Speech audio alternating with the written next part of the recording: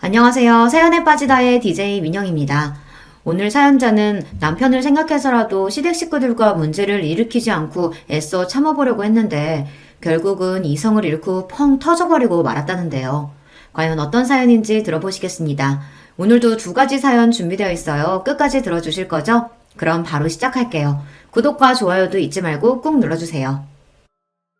안녕하세요. 저는 40대 여자입니다. 저는 결혼한 지 15년이 넘었어요. 주변에서는 결혼한 지 10년이 넘으면 시집살이도 겪을 만큼 겪어서 누가 뭐라고 해도 다 그러려니 한다던데 저는 15년이 지난 지금에도 아직도 시댁 식구들 사이에서 적응을 못하고 있어요. 사실 제가 남편과 결혼한다고 했을 때 시어머니께서 저를 많이 반대했어요. 제 학벌, 직업, 집안 뭐 하나 마음에 드는 게 없다고 하시더라고요. 처음에 시어머니께서 저를 반대하신다는 사실을 알았을 때는 저도 너무 서러웠어요. 저도 나름 집안에서는 귀한 딸이에요. 부모님께서 경제적으로 여유가 있지는 않았어도 어떻게든 제게 부족한 것 없이 해주시려고 평생 노력하시면서 사신 분들이에요. 그런 부모님을 생각해서라도 시부모님이 반대하는 결혼만은 하고 싶지 않았어요. 그래서 남편과 헤어지려고도 했습니다. 그런데 남편과 제 사이가 그렇게 쉽게 헤어질 수 있는 사이가 아니더라고요. 남편이 결혼할 여자가 있다고 시어머니께 이야기를 하고 난 뒤 시어머니께서 저를 따로 찾아오셨어요. 그러고는 저를 보자마자 미간을 구기시며 당장 남편이랑 헤어지라고 하셨죠. 내가 사실 아가씨 조건만 듣고도 이 자리에 절대 나오고 싶지 않았었는데 내 아들놈 하는 짓 보니 웬만해서 쉽게 헤어질 것 같지가 않더라고. 그래서 내가 아예 직접 오늘 나왔어요. 아가씨도 눈치가 없는 게 아니라면 나나 우리 아들 보면 딱 감이 오지 않아? 아가씨 같은 사람이 우리 집안에 어울릴 리가 있냐고. 순간 저는 제가 드라마 속에 들어와 있는 줄 알았습니다. 이러다가 돈봉투도 받고 물세례도 받는 거 아닌가 싶더라고요. 저도 마음 같아서는 뭐 이런 아줌마가 다 있나 싶어 한마디 하고 싶었지만 남편을 생각해서 마음을 가다듬었어요. 어머님 보시기에 제가 석준 씨에 비해서 학벌이나 직업이 많이 부족해 보이시겠지만 제가 이래봬도 외국에서 직장생활도 하며 쌓은 경험도 많고 외국어도 소질이 있어요. 더군다나 석준 씨랑 만난 지 2년이 넘었는데 한 번도 다툰 적이 없이 잘 맞아요. 저희 한 번만 믿어주시고 교제 허락해주시면 예쁘게 만나는 모습 보여드릴게요. 남편은 저와 많이 다른 사람이긴 했어요. 저는 남들 다 나오는 대학도 못 나온 고졸이거든요. 저는 공부에 영 뜻이 없어서 고등학교를 졸업하자마자 바로 인도네시아로 넘어가 공부를 하며 돈을 벌었습니다. 그러고는 바로 여행사에 들어가 가이드 생활을 오래 했어요. 반면 남편은 명문대를 나와 대학원까지 졸업하고 외국에서 경영자 과정까지 밟은 인재예요.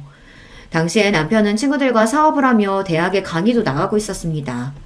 그뿐만이 아니에요. 남편네 집안은 남편뿐만 아니라 다른 가족들도 모두 다 조건이 좋아요. 시어머니도 명문여대 음대를 졸업하셨고 시아버지는 의대 교수이자 성형외과 의사예요. 남편의 동생들도 의사이거나 교수입니다. 상황이 그렇다 보니 시어머니께서 저를 반대하시는 게 한편으로는 저도 이해가 갔습니다. 저 같아도 아들이 아깝기는 할 것 같았어요. 아가씨가 세상 물정 모르고 참 순진하네. 우리 석준이랑 인도네시아에서 만났다고 하더니만 둘이 무슨 영화라도 찍는 줄 알아? 현실에서는 절대 그런 식으로 결혼하는 거 아니야. 연애할 때야 콩깍지 씌어서 서로 무슨 짓을 해도 안 싸우고 다 좋을지 몰라도 결혼하면 서로 조건이 있고 가정 환경이 다르면 매일 피 튀기게 싸우게 돼 있어. 시어머니께서는 저에게 뭘 모른다며 혀까지 끌끌 차며 한심하다는 듯 이야기하셨습니다.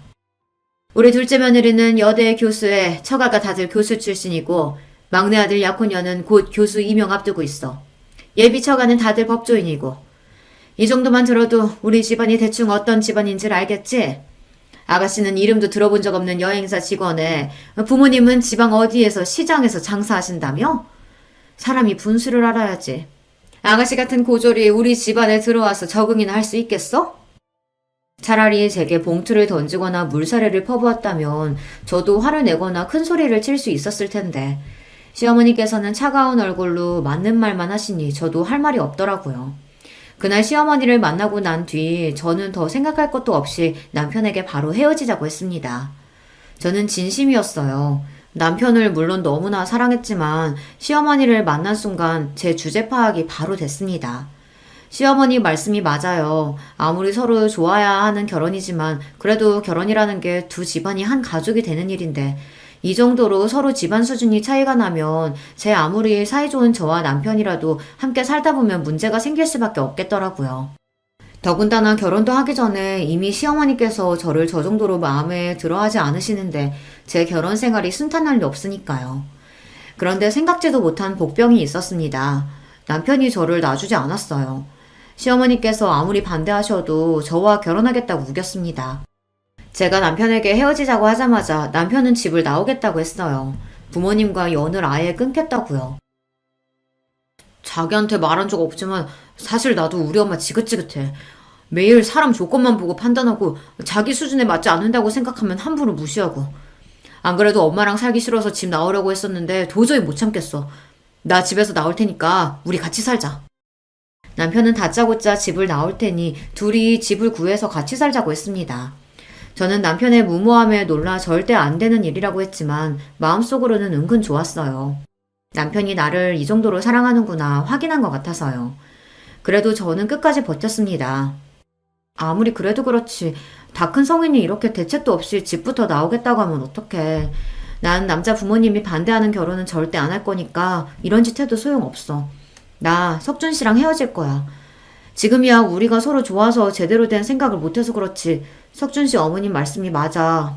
우린 애초에 어울리지 않아. 결혼해도 행복할 리가 없어.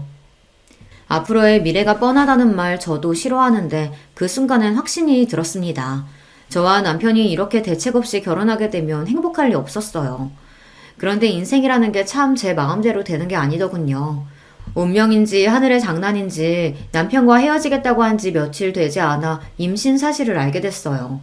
제가 남편의 아이를 가지게 된 거예요. 그런 식으로 남편과 다시 만나고 싶진 않았지만 어쩔 수 없었습니다. 어른들의 이기심 때문에 남편과 저의 사랑으로 생긴 아이까지 힘들게 만들 수는 없었으니까요. 그렇게 저와 남편은 뱃속의 아이 덕분에 결혼하게 됐습니다. 물론 임신 사실을 남편에게 알리고 시어머니께서 알게 되신 이후에도 평탄하지는 않았습니다. 임신? 내가 어른으로서 알아듣게 결혼은 절대 안 된다고 그렇게 이야기했는데도 감히 이런 짓을 벌여? 내 앞에서는 순진한 척 얌전한 척 하더니만 내 아들이랑 결혼하려고 아주 별수를 탔었구나. 천박해서 원. 이래서 가정교육이 중요한 거라니까. 시장에서 장사 안 하는 양반들이 얘한테 뭘 가르쳤겠어? 엄마, 무슨 말이 그렇게 해요. 우리가 일을 벌이긴 뭘 벌여요. 이게 다 우리가 운명이라서 생긴 일이니까 더는 내 아내 될 사람 모욕하지 말아요. 남편은 무슨 일이 있어도 저와 결혼할 생각이니 더는 반대하지 말라고 단호하게 말했습니다. 안 그러면 부모님 허락 없이도 저와 따로 결혼하겠다고요. 어머머, 여보, 무슨 말이라도 좀 해봐요. 우리 집안 장남이 말도 안 되는 여자랑 결혼하겠다잖아요. 시어머니는 손을 부들부들 떨며 뒤에 목을 잡으며 시아버지를 애타게 불렀습니다. 저도 그날 시아버지를 처음 뵙는 자리라 많이 긴장했었는데 다행히 시아버지는 예상했던 것과 달리 인자해 보이시더라고요. 당신은 배울 만큼 배웠다는 사람이 남의 집 귀한 딸내미한테 말도 안 되는 여자애가 뭐야? 에휴, 창피해서 뭐. 이름이 지영이라고 했죠? 반가워요. 나는 석준이 아비 되는 사람입니다. 결혼 날짜도 잡기 전에 애부터 가졌으니 지영 양 부모님께서 걱정이 많으시겠네. 석준이 네가 빠른 시일 내로 지영 양이랑 상의해서 상견례 날짜부터 잡아라. 배 나오기 전에 식부터 올려야지. 그래도 하늘이 나를 완전히 미워하시지는 않는구나 라고 생각한 게 시아버지 덕분이었어요. 임신 사실을 알고 처음 뵌 시아버지께서는 저에게 아무런 질문도 없이 그냥 바로 저를 가족으로 받아주셨습니다. 그때의 감동은 말로 표현할 수가 없어요. 물론 시아버지의 말씀에 시어머니는 바로 화를 내시며 상견례는 무슨 상견례냐고 버럭 소리를 지르셨지만 그래도 시아버지의 중재 덕분에 무사히 결혼 허락을 받아 상견례도 하고 식도 올렸습니다. 허락을 받았다는 안도감도 잠시 결혼과 동시에 제 삶은 180도 달라졌습니다. 시어머니께서 어쩔 수 없이 저를 받아주시긴 하셨지만 여전히 저를 탐탁지 않아 하셨기 때문에 저를 대하는 게 전과 다르지는 않았어요. 시어머니께서는 결혼을 허락해 주시는 대신에 저에게 조건을 거셨습니다. 내가 100번 양보해서 결혼을 허락하긴 했지만 그래도 네가 명색이 우리 집안 맏며느리인데 이대로는 도저히 안 되겠다. 남들 다 나오는 대학도 안 나왔으니 사람들 앞에서 내세울 수가 있어야지. 시골이면 바로 직장부터 그만두고 우리 집에 들어와서 살아. 딱 3년만 우리 집에 살면서 대학도 다니고 나한테 이런저런 살림이라도 좀 배워. 시어머니는 어차피 임신도 했으니 여행사를 그만두고 시댁으로 들어와 신접살림을 시작하라고 하셨습니다. 마침 아이도 태어나고 육아도 해야 하니 같이 살면서 대학도 다니고 집안 살림을 시어머니에게 배우라고요. 겉으로 듣기에는 시어머니께서 저를 굉장히 배려해 주시는 것처럼 말했지만 그건 제가 원하는 게 아니었어요. 이제와 갑자기 대학에 가는 것도 직장을 그만두는 것도 제가 원하는 게 아니니까요. 더군다나 시어머니께서는 저에게 일절 묻지도 않고 본인 마음대로 제 인생을 좌지우지하려고 하시니 기분이 썩 좋지 않더라고요. 어머님이 보시기에는 제가 다니는 직장이 별 볼 일 없어 보일지 모르지만 저한테는 굉장히 중요한 일이에요. 회사에서 가능하다고 하면 아이 낳기 전까지는 일하고 싶어요. 그리고 대학도 제가 워낙 공부에는 뜻이 없어서 가고 싶지 않습니다. 이 나이에 다시 대학에 들어간다는 건 생각해 본 적도 없고요.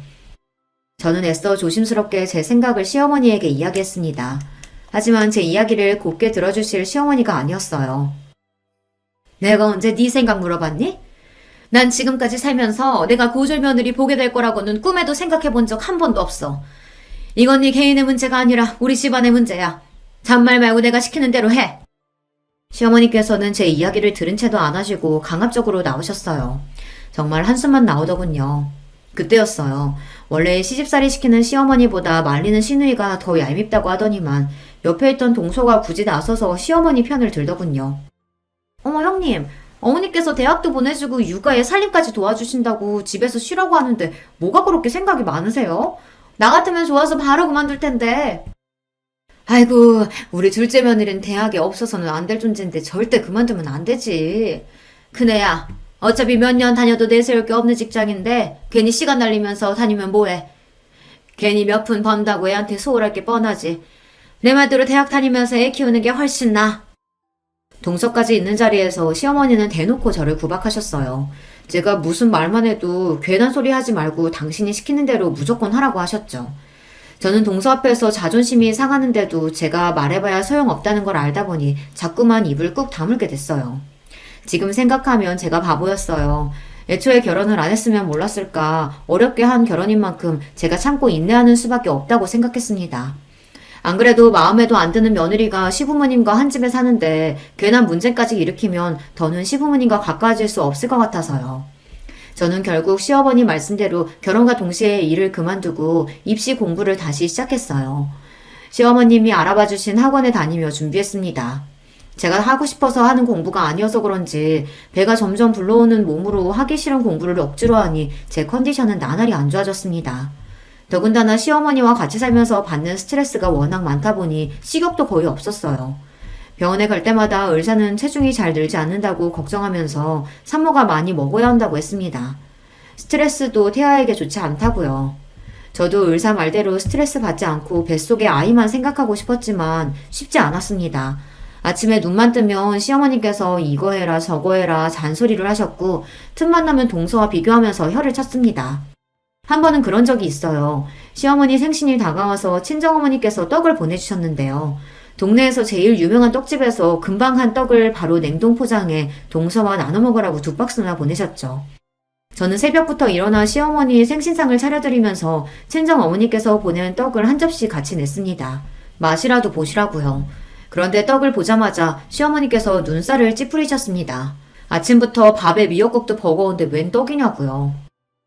어머님 평소에 몸매 관리하시느라 아침에 간단히 드시는 건 잘 알지만 그래도 생신 아침인데 미역국은 드셔야죠.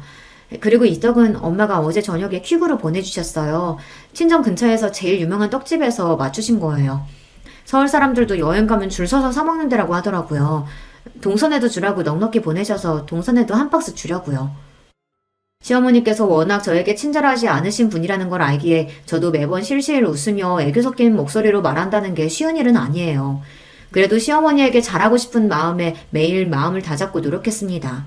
하지만 역시나 시어머니는 제 마음을 몰라주셨어요. 어머, 요즘 세상에 누가 생일날 떡 먹는다고? 역시 큰애, 너희 부모님은 지방분들이라 그런지 많이 뒤처지시긴 했다. 어떻게 사돈네에 이런 촌스러운 떡을 보낼 생각을 한다니? 아참, 그리고 행여나 눈치 없이 둘째네 떡 보낼 생각은 하지도 마라. 내 생일이라고 둘째네 사돈네는 강남 신세계에서 명품 스카프까지 사서 보냈는데 거기다 대고 네가 친정에서 보냈다고 떡하니 떡을 보내면 그 집에서 우리 집안을 뭐라고 생각하겠어? 창피하게 괜한 짓 하지 말고 제발 좀 가만히 있어. 저도 동서도 둘 다 같은 며느리인데 우리 시댁에서는 위치가 조금 달랐습니다. 동서는 있는 집 딸이고 저는 시댁에서 장사하는 집안 딸이니 수준이 다르다는 소리를 귀에 딱지가 생기게 들어야만 했죠.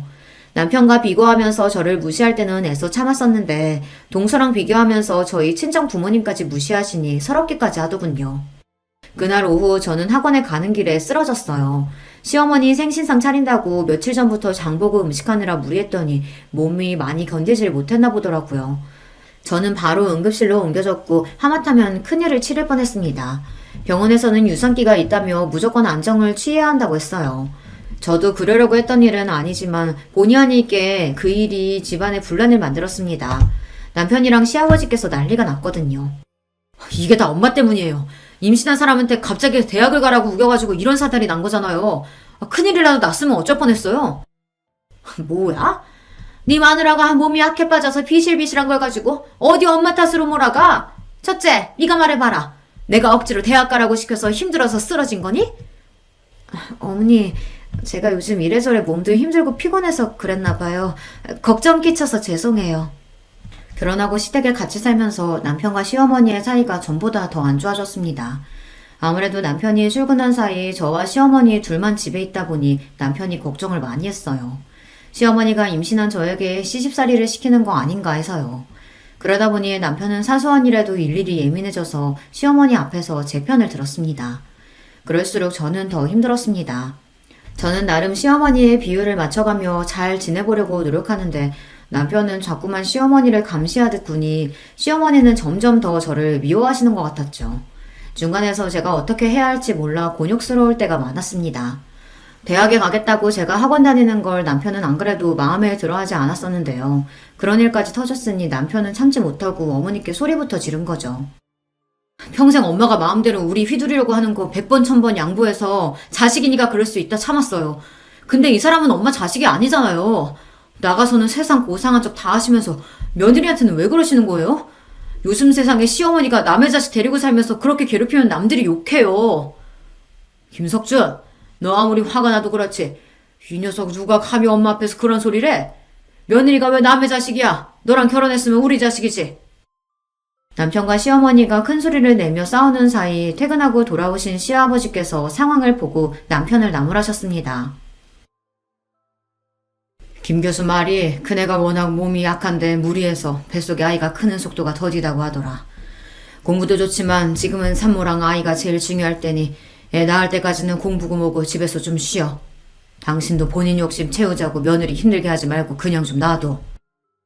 임신했을 때부터 시아버지께서 잘 아시는 교수님에게 진찰을 받았기 때문에 누구보다 제 상태에 대해 시아버지께서 가장 잘 알고 계셨어요. 그러다 보니 시아버지께서는 저를 볼 때마다 노심초사하셨습니다. 안 그래도 제가 허약한 체질이라 임신했을 때부터 걱정이 많았었는데 쓰러졌다고까지 하니 앞으로 출산 때까지는 아무것도 하지 말고 꼼짝도 하지 말라고 하셨습니다. 그런 상황을 시아버지께서 달가워하실 리 없었습니다. 아이고, 누가 보면 내가 며느리 하나 잡는 줄 알겠네. 첫째 너는 좋겠다. 남편의 시아버지까지 다들 네 편만 들어서? 가족끼리 편이 어딨다고 네 편 내 편 소리하고 있어. 당신 자꾸 가족끼리 편가르기 하고 그럴 거야? 아, 나도 몰라. 나도 이제 남편이고 아들이고 다 필요 없어. 내가 뭘 어쨌다고 다 내 잘못이래? 시어머니는 시아버지와 남편이 모두 상황도 모르고 다 제 편을 든다며 억울하다고 투덜거리며 방으로 들어가 버렸어요. 그러고는 아예 방에서 나오지 않으셨습니다. 그런데 시어머니 생신 바로 다음날 동서가 집에 찾아왔더라고요. 시어머니 생신 때 못 왔다고 비싼 호텔 케이크를 사서 말이죠. 어머니, 제가 어제 왔어야 했는데 요즘 시험기간이라 일이 너무 많은 거 있죠? 하루 늦었지만 우리 케이크 같이 먹어요. 어머니 신라호텔 케이크 좋아하시잖아요. 아이고, 사돈이 스카프도 보내주고 둘째 네가 용돈도 보냈으면서 뭐하러 오늘까지 왔어. 근데 나처럼 며느리 시집살이 시키고 구박하는 시어머니가 이렇게 좋은 케이크 먹을 자격이 있나 모르겠다. 평소 시어머니께서 저에게 냉랭하게 구실 땐 원래 성격이 냉랭하신 분인가 싶다가도 동서를 대하는 걸 보면 전혀 그렇지 않았어요. 사람을 대놓고 차별하는 것도 아니고 시어머니는 동서에게는 굉장히 자상하고 따뜻하셨거든요. 어머, 어머님 그게 무슨 말씀이세요? 어머님이 무슨 며느리한테 시집살이를 시킨다고요? 도대체 누가 그런 말도 안 되는 소리래요? 시어머니는 이때다 싶으셨는지 동서에게 어제 있었던 일들을 하소연하듯 토로하셨습니다. 제가 옆에 있는데도 말이죠. 아들 키워봐야 다 소용없다더니만 장가 가니까 아들 놈이 자기 마누라 편 만드는 거 있지? 둘째 너는 절대 자식 낳지 말고 그냥 네 인생 살아. 내가 아주 다 늙어서 서러워 죽겠다. 시어머니께서 저더러 들으라는 식으로 연신 어제 일을 이야기하시며 비아냥거리시는데 저로서는 할 말이 없더군요. 제가 같이 있어봐야 좋은 소리 못 들을 것 같아 저는 자리를 피해 주방에 있었습니다. 시어머니와 동서 사이에 껴봐야 좋을 게 없으니까요. 그런데 굳이 주방까지 따라온 동서가 안 해도 될 말을 하더군요. 형님도 참 대단하세요. 어떻게 쓰러져도 어머니 생신날 떡하니 쓰러져요. 그 덕에 아버님께서 형님 편만 들어주셨다면서요? 역시 외국에서 가이드 하면서 산전수전 다 겪으셨다더니 대단하긴 하네요. 동서, 그게 무슨 뜻이야? 설마 내가 지금 일부러 쓰러지기라도 했다는 거야? 동서가 말하는 뉘앙스가 아무래도 거슬려서 저는 서울거지를 하다 말고 정색했습니다. 그런데도 동서는 당황한 기색조차 없더군요. 앞뒤 정황이 아무래도 이상하잖아요. 일도 그만두고 집에서 팽팽 놀면서 도대체 쓰러지긴 왜 쓰러져요? 연신 학원 다니기 싫다고 하더니만 가기 싫어서 일부러 쓰러진 거 아니에요? 동서가 뭘 한다고 이래? 그래, 뭐 나도 솔직히 학원 다니기 싫었어. 그렇다고 그런 집까지 버릴 정도로 나 영악한 사람 아니거든? 동서야말로 엄연히 내가 손윗 사람인데 왜 자꾸 버릇없이 덤비고 그래? 시어머니한테 구박 맞은 것도 짜증나 죽겠는데 동서까지 저를 무시하니 참을 수가 없더군요. 와, 어머니 앞에서는 찍소리도 못 하시더니만 형님 성격 보통이 아니시네요. 손윗동서라고 지금 저더러 형님 대접해달라는 거예요? 하긴 이 험난한 사회에서 고졸로 버티며 산다는 게 쉬운 일이 아닌데 악착같이 버티면서 아주버님 같은 분까지 꼬신 걸 보면 보통일 리가 없죠. 거실에 시어머니도 계시니 저도 웬만하면 참으려고 했습니다. 그런데 저도 사람인지라 동서가 얄미운 입으로 고조를 어쩌고 하는데 도저히 참을 수가 없더군요. 안 그래도 몸도 안 좋아서 예민한 와중에 동서가 자꾸만 사람을 건드리니 저도 모르게 욱했습니다. 동서, 명색이 교수라는 사람이 왜 이래? 할 말 못할 말 구분도 못해? 그래 너 지금 내 앞에서 뭐 하는 거니? 어디 할 짓이 없어서 아래 동서한테 소리를 질러? 너희 친정에서 그렇게 가르쳤니? 제가 아둔했습니다. 시어머니든 동서든 그 집에 제 편이 없다는 것 정도야 충분히 알고 있었으면서 제가 참지 못하고 욕먹기 딱 좋은 짓을 하고야 말았어요. 그 자리에서 시어머니에게 못해도 30분 동안 내내 구방을 당했습니다. 네가 밉다 하니까 아주 이제 미운 짓만 골라서 하는구나. 네가 뭐가 잘났다고 감히 형님 흉내내면서 둘째를 잡아잡기를. 지금 당장 둘째한테 사과하지 못해? 애초에 시어머니는 제 이야기를 들어줄 생각 따위 없다는 사실을 알다 보니 저도 입을 꾹 다물어 버렸습니다. 순간 서러움이 북받쳐 눈에 눈물이 가득 고였지만 울지 않기 위해 꾹 참았습니다. 시어머니는 동서에게 당장 사과하라고 다그치셨지만 저는 동서에게 사과할 생각이 전혀 없었어요. 어머님 아니에요. 저는 형님 걱정돼서 이야기한 건데 형님은 기분이 좀 상하셨나 봐요. 제가 죄송해요 형님. 다시는 형님 일에 간섭 안 할게요.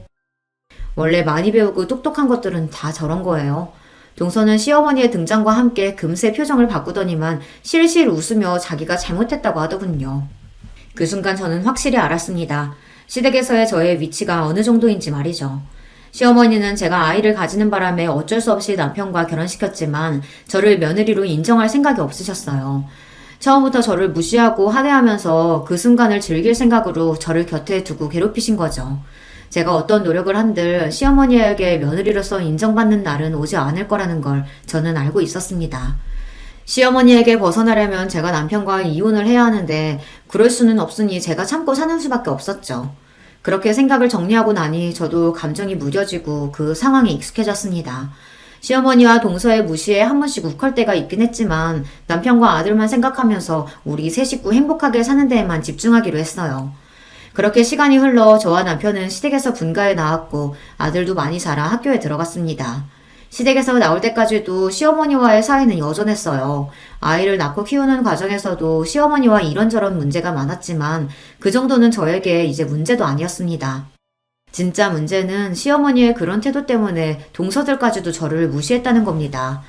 동서가 하나만 있을 때는 그래도 시어머니가 저를 무시하고 구박하면 훈수를 두는 정도였는데 막내 동서가 들어오고 나서는 막내 동서까지 쿵짝이 맞아 사람을 바보로 만들었다는 겁니다. 동서 둘 다 대학 교수예요. 그러다 보니 둘이 아주 가깝게 지냈습니다. 제가 아들을 낳고 집에서 시어머니에게 시집살이를 당하며 사는 동안 동서들은 아이도 안 낳고 열심히 일하며 시어머니에게 예쁨까지 받았어요. 동서들보다 제가 부족한 걸 알면서도 저보다 잘난 동서들을 볼 때마다 자격지심이 생겼어요. 저보다 공부도 많이 하고 집안도 좋은 동서들이 제 앞에서 대학 때 이야기를 하거나 교수로 있는 대학에서 있었던 이야기를 하면 괜히 저를 무시해서 저런 소리를 하는 건가 싶더라고요. 그런 기분이 들 때마다 저는 입을 꾹 다물어버리고 자리를 피해버렸습니다.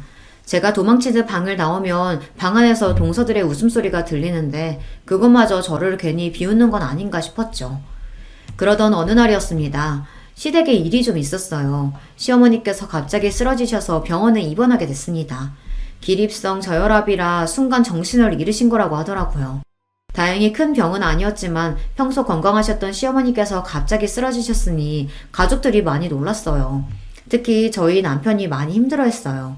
저와 결혼하면서 남편과 시어머니 사이가 많이 안 좋아지기도 했고 저와 시어머니 사이에 일이 있을 때마다 남편이 나서서 제 편을 드느라 종종 다투는 일도 있었으니 아들로서 더 죄송스럽고 힘든가 보더라고요.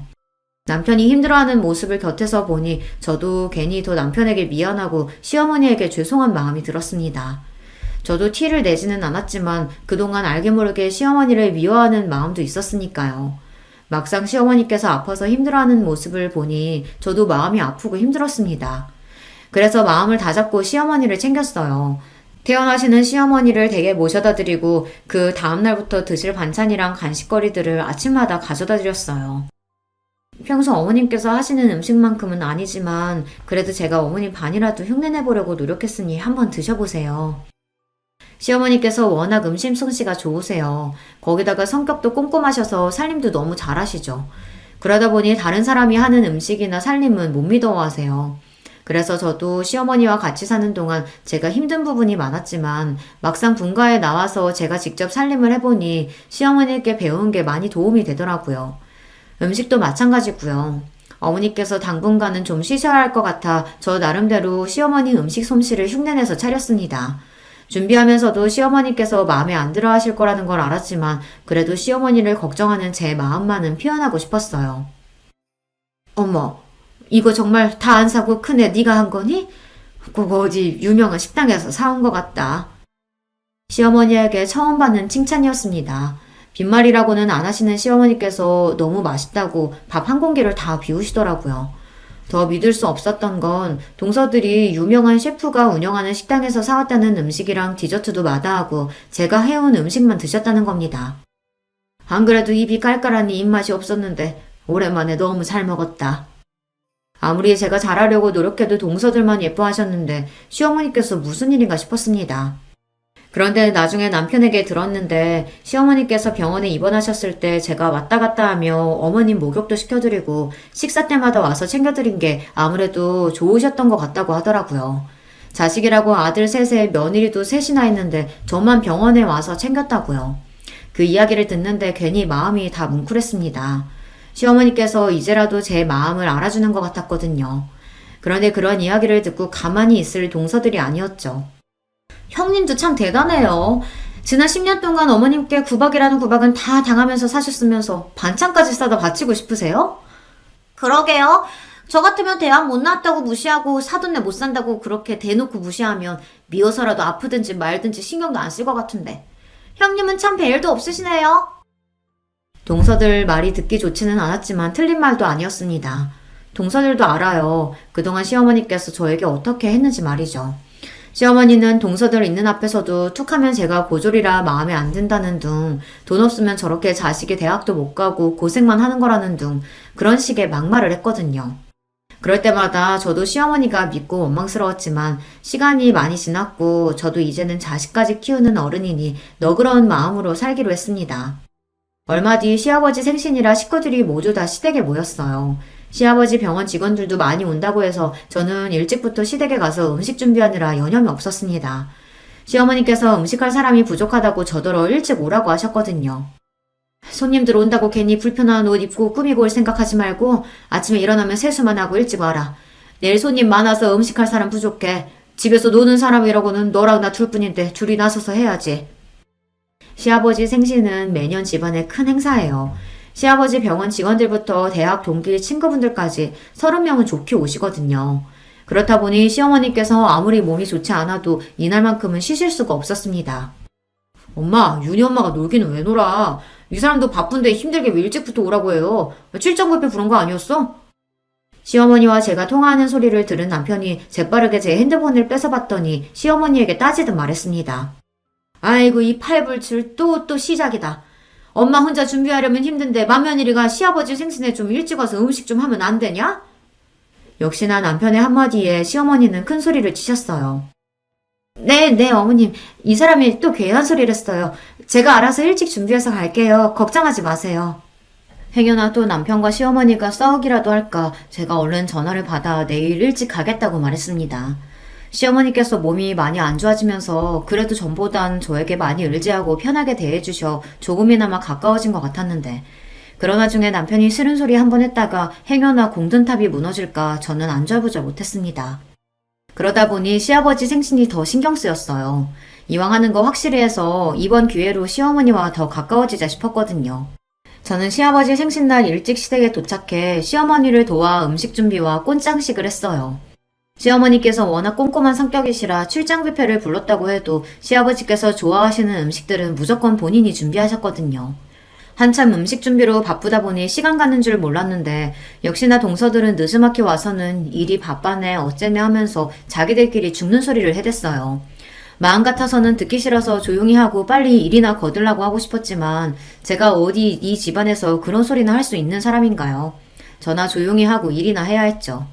그러던 중 일이 좀 있었습니다. 시아버지 친구분이 몇 분 오셨는데 동서들도 아시는 분들인지 나서서 호들갑을 떨며 자리에 앉더라고요. 가는 길에 음식이라도 몇 가지 상에 가지고 가면 좋으련만 동서들은 손 하나 까딱 안 하고 자기들 좋아하는 맥주만 쏙 들고 가버렸어요. 얄밉지만 어쩌겠어요. 제가 말해도 동서들이 들을 리 없으니 혼자 다 해야 했죠. 잠시 뒤 시아버지 병원 직원 몇 분이 밖에서 동서들에게 하는 소리가 들렸는데 그게 기가 막혔습니다.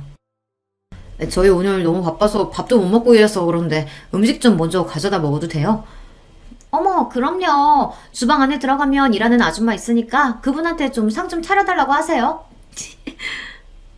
저에게 들리는지 안 들리는지 알고 그러는 줄은 모르겠지만 막내 동서는 뻔히 주방에 저 혼자 있는 걸 알면서도 직원들에게 일하는 아줌마한테 달라고 하라는 소리를 하더군요. 그러면서 동서랑 둘이 시시덕거리는데 기분이 확 상했습니다. 아무리 자기들이 나를 무시해도 그렇지 사람을 뒤에 두고 저런 짓을 하나 싶어서요. 저는 듣다 기분이 상해 먼저 음식을 들고 나갔습니다. 그리고는 주방 앞에 있던 병원 직원에게 인사를 하고 쟁반은 막내 동서에게 던졌어요. 동서는 직원분들 배고프시다는데 왜 그렇게 멍하니 서 있어? 빨리 이거 좀 가져다 드려. 사람들 앞에서 저를 무시하려고 한 게 기분이 상해 저도 유치하지만 복수했어요. 같은 며느리인데 하루 종일 저만 일하고 자기들은 꼿꼿하게 서서 잘난 척만 하는 게 재수가 없어서요. 제가 그렇게 나올 줄은 몰랐는지 동서들 얼굴이 새빨개지더군요.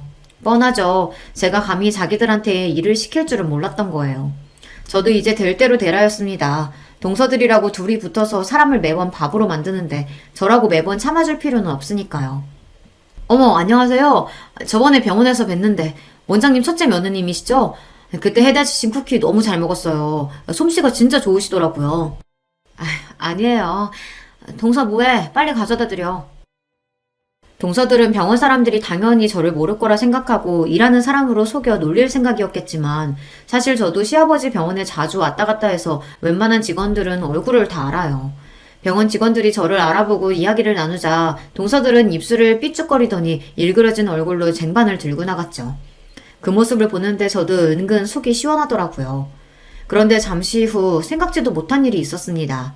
조금 전 일로 동서들이 배알이 잔뜩 꼬였는지 주방으로 들어온 동서들이 작정하고 저에게 재수없는 짓거리를 해댔어요. 손님들이 거의 다 도착해서 바쁘게 쟁반을 담고 있는 제 옆에서 둘이 영어로 중얼거리더라고요. 처음엔 또 뭐하는 짓인가 하고 넘겼는데 들으면 들을수록 기분이 이상했습니다. 저를 향해 뭐라고 떠들기 시작하더니만 자기들끼리 킥킥거리며 웃더라고요. 그 모습에 저는 너무 황당해서 동서들에게 지금 뭐하는 거냐고 물었어요.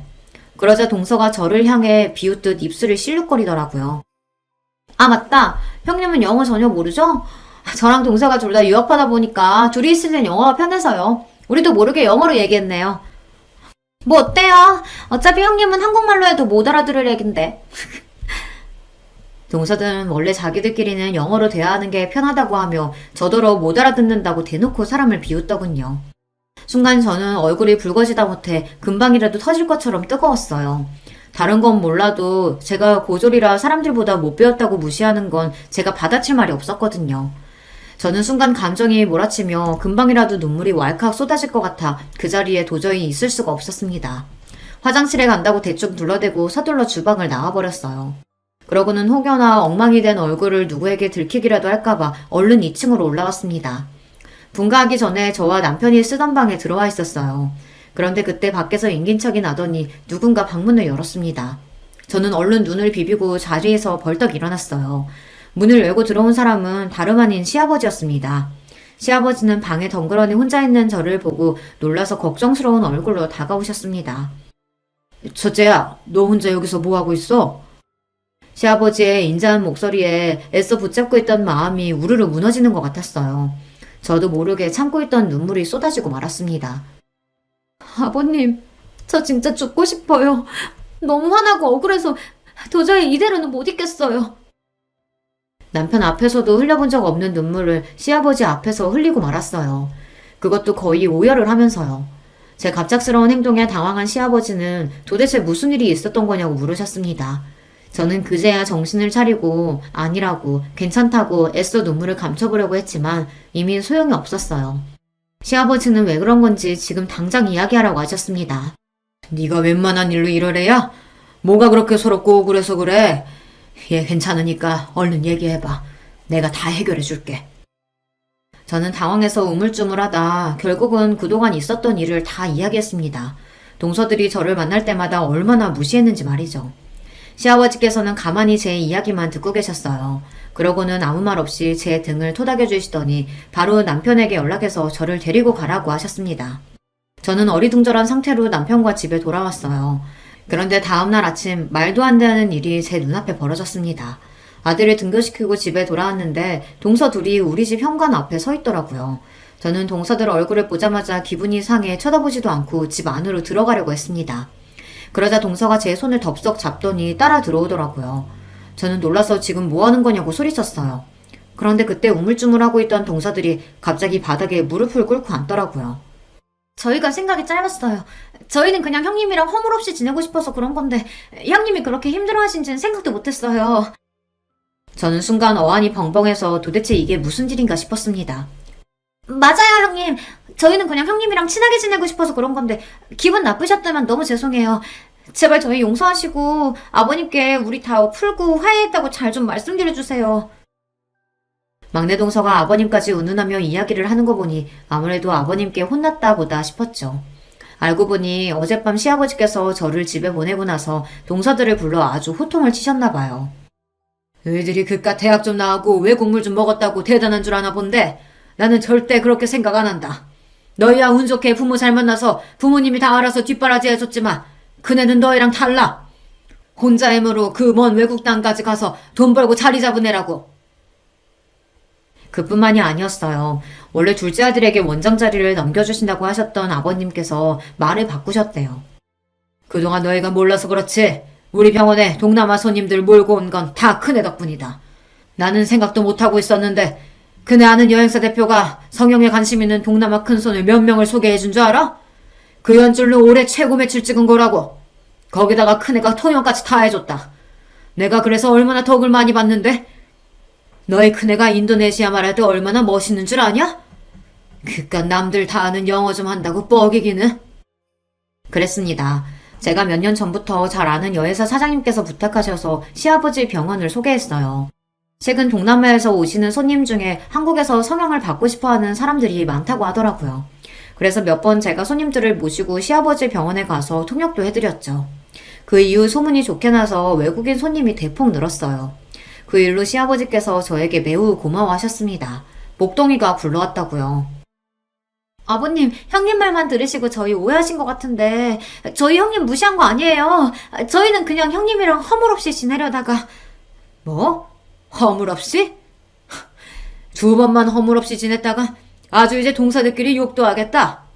나도 지난 10년 동안 너희 며느리 셋 다 지켜봤어. 너희들이 아무리 학벌이 좋고 직업이 좋다고 해도 남편 챙기고 집안일 챙기는 면에서는 그네 발톱에 때만도 못해. 그런 것들이 어디서 잘난 척이야? 앞으로 병원 일은 큰애랑 큰며느리한테 맡길 테니까 그런 줄 알아. 의사인 둘째 서방님이 당연히 병원을 물려받을 줄 알았는데 시아버지의 생각은 달랐습니다. 병원을 운영하는 일에 있어서는 저나 남편이 훨씬 더 나을 것 같다고 저희에게 물려주시겠다고 했어요. 아버님, 그게 말이 돼요? 아주버님이랑 형님은 둘 다 의사도 아니고 병원 일은 조금도 모르는데 병원에 맡긴다뇨. 그럼요. 아버님, 그건 누가 봐도 아니죠. 둘째 아주버님이 병원을 위해 얼마나 열심히 일하시는데요. 병원도 엄연히 사업이야. 의사야 병원에 차고 넘치는데 병원 운영은 사업가가 맡아서 하는 거지 뭐. 아버님께서 워낙 완강하게 나오시니 동서들은 어쩔 줄 몰라 하며 시아버지 앞에 머리를 조아렸습니다. 아버님, 제가 잘못했어요. 다시는 형님한테 그런 짓 안 하고 잘할게요. 어머님도 준혁씨 성격 잘 아시잖아요. 저 때문에 병원장 자리에 아주버님한테 넘어갔다고 하면 저랑 안 산다고 난리칠 거예요. 이건 나한테 얘기한다고 될 일이 아니다. 당장 큰애한테 가서 사과하고 잘못했다고 빌어. 그네 마음 풀려야 나도 너희 얼굴 볼 거다. 동서들이 자기들 발로 찾아와 사과할 리가 없는데 웬일인가 했더니만 역시나 시아버지께서 술을 쓰셨더군요. 둘째 서방님이랑 동서가 목매는 병원을 가지고 이야기하셨으니 동서가 똥줄이 탔을 거예요. 막내 동서야 지금까지 작은 동서 옆에 찰싹 붙어 줄로 섰다가 뭔가 시아버지의 마음이 제게 돌아선 것 같으니 다급했던 거고요. 지금까지 내내 저를 하대하며 무시하던 인간들이 한순간에 머리를 조아리고 제 앞에 무릎을 꿇은 모습을 보니 기가 막히면서도 저도 모르게 웃음이 튀어나오더군요. 그 자리에서는 동서들 눈도 마주치지 않고 저는 집으로 들어와 버렸어요. 동서들이 지금까지 저에게 저지른 일들이 있는데 무릎 한번 꿇었다고 이렇게 쉽게 용서해 줄 수가 없었습니다. 그날 이후에도 동서들은 안 하던 짓을 했어요. 저에게 어울릴 것 같다며 스카프며 가방을 사들고 와서는 살살 꼬리를 흔들며 여우짓을 했습니다. 이거 요즘 제일 핫한 브랜드인 거 아시죠? 백화점에서 딱 본 순간 형님한테 딱이겠다 싶어서 제가 바로 결제해달라고 했어요. 잘했죠? 형님한테 너무 잘 어울리겠다. 형님, 이제 마음 좀 푸시고 작은 형님 사과 좀 받아주세요. 그래요, 형님. 제가 공부만 하느라 세상 물정이라고는 몰라서 그런 거니까 조금만 너그럽게 이해해주세요. 그리고 아주버님은 지금 하시는 사업도 잘 되시는데 굳이 병원 일까지 하실 필요 없잖아요. 그런 일은 그냥 저희한테 맡기세요. 동서들의 속이 뻔히 다 보였습니다. 시아버지께서 완강하시니 대충 저에게 사과하고 넘어갈 생각이었죠. 사업 잘 되니까 이럴 때 다른 사업도 해보는 거지 뭐. 나도 병원에 몇 번 손님 소개하면서 왔다 갔다 하다 보니까 은근 재밌더라고. 이 김에 그냥 나랑 남편이 본격적으로 맡아서 병원 운영해보는 것도 나쁘지 않을 것 같아. 제 말에 눈이 동그래져서 동공이 마구 흔들리는데도 동서는 애써 표정을 가다듬으며 실실 웃었습니다. 마음 같아서는 저에게 소리를 버럭 지르고 싶겠지만 꾹 참고 있는 게 보였어요. 그 이후로도 내내 동서들은 틈만 나면 찾아와 저에게 온갖 아부와 선물 공세를 했습니다. 저는 그냥 이 상황을 즐기고 있어요. 사실 저나 남편이나 병원 운영에 딱히 관심은 없어요. 남편도 작은 서방님이 맡으시는 게 당연하다고 생각하고 있습니다. 하지만 동서들이 워낙 저에게 했던 짓이 괘씸해서 당분간은 즐기기로 했습니다. 이 기회에 동서들 버릇을 똑똑히 고쳐주려고요. 제가 잘하고 있는 거 맞겠죠? 여러분께서 저에게 잘하고 있다고 조금만 더 동서들에게 복수하면서 즐겨도 된다고 응원하는 글 많이 댓글로 남겨주시면 저에게 큰 힘이 될 것 같습니다. 두서없이 써내려간 제 이야기 끝까지 들어주셔서 감사합니다. 여러분의 가정에는 언제나 화목한 일만 가득하시길 바랄게요. 반갑습니다. 저는 경기도에 살고 있는 30대 중반의 여자입니다. 제가 워낙 말솜씨가 없는 편인지라 재밌게 이야기하는 법을 모르는데요. 사연을 보내는 건 써두고 몇 번이나 고쳐 적을 수 있으니 용기가 생겨서 이렇게 한번 도전해보게 되었습니다. 이 이야기는 몇 달 전 저에게 있었던 웃지 못할, 그러나 생각하면 어이없이 웃음이 나오는 일인데요. 여러분께 한번 들려드리도록 하겠습니다. 전 지금 여성 속옷 사업을 하고 있어요. 규모는 정확히 말할 수 없지만 그래도 이름을 말하면 업계 쪽에선 꽤 알아주는 정도죠. 매출이 얼마인지, 제 연봉이 얼마인지, 자산을 얼마 정도 가졌는지는 우리 신랑도 몰라요. 제가 말한 적이 없거든요. 돈 얘기는 가족끼리여도 선을 그어두는 게 제 철칙이거든요. 통장을 오픈하지는 않아도 상대가 금전적으로 여유로운지 아닌지는 충분히 알 수 있으니까요. 그 정도면 됐다고 생각해요. 이런 철칙을 세운 건 별다른 큰 이유가 있어서 그런 게 아닙니다. 다만 결혼한 부부도 남이 될 수 있고 돈 문제가 걸리면 사소한 다툼도 크게 번질 수 있다는 걸 아니까 사전에 대비하는 거라고 보면 되겠네요. 부부 사이에 계산적으로 굴게 되는 것도 싫고요. 다행히 남편도 이런 제 생각을 이해해줘서 여태껏 서로의 자산에 대해선 터치하지 않았습니다. 저는 지금 15명의 직원을 두었고 그들의 월급을 넉넉히 챙겨주고도 제가 충분히 가져갈 만큼 안정적인 상황이에요.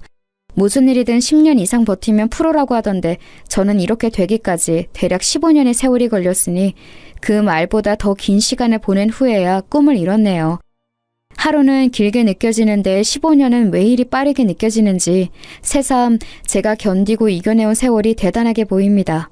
이럴 때면 저 스스로한테라도 잘했다고 그동안 잘 버텨왔다고 다독여주고 싶어요. 장하다, 대견하다, 기특하다 이런 말을 내뱉을 수 있기까지 저는 그간 많은 시행착오와 고난을 지나쳐야만 했습니다. 저는 편부모 가정에서 자랐어요. 부모님이 이혼하시기 전에는 그리 풍족한 편은 아니었어도 평범한 집이었는데요. 아빠가 보증을 잘못 선 이후부터 가세가 급격히 기울기 시작했어요. 그 어마어마한 빚을 해결하지 못한 엄마는 결국 가족 모두가 거리로 내려앉기 전 이혼을 선택했어요. 이미 고등학교에 들어간 언니는 아빠에게 갔고 그보다 어렸던 저는 엄마에게로 가게 됐어요. 언니랑은 그래도 제가 고등학교에 들어갈 때까지 꼬박꼬박 연락을 했었는데 아빠 빚을 갚으려고 학교를 자퇴하고서 일을 시작한다더니 그 이후로 연락이 끊겨버렸습니다.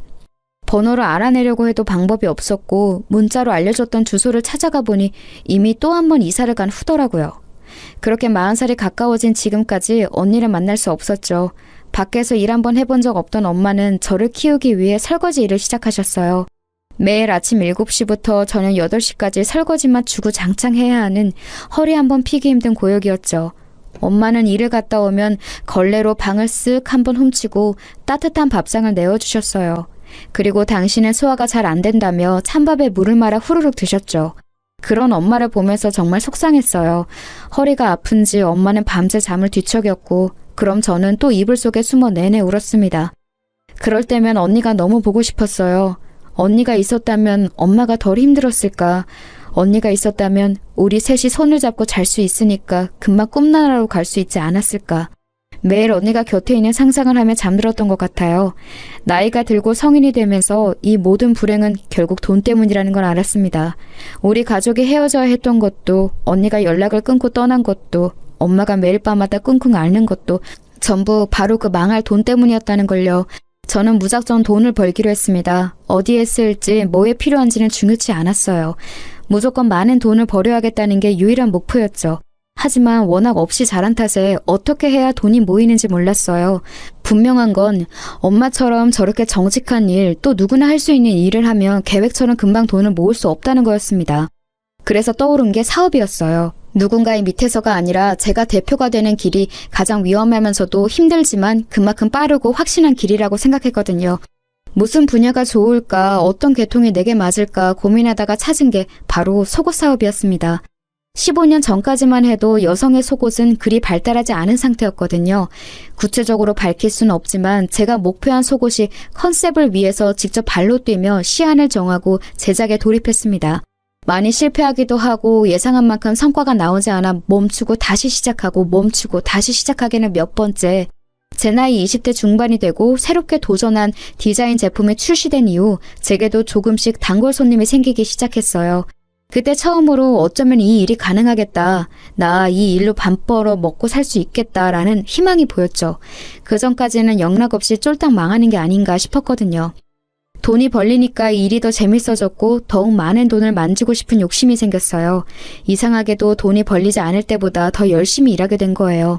그렇게 점차 성과가 나타나기 시작한 이후 크게 유명해지거나 판매 수익이 한때 확 높아지진 않아도 매출폭은 천천히 그렇지만 분명하게 커지고 있었어요.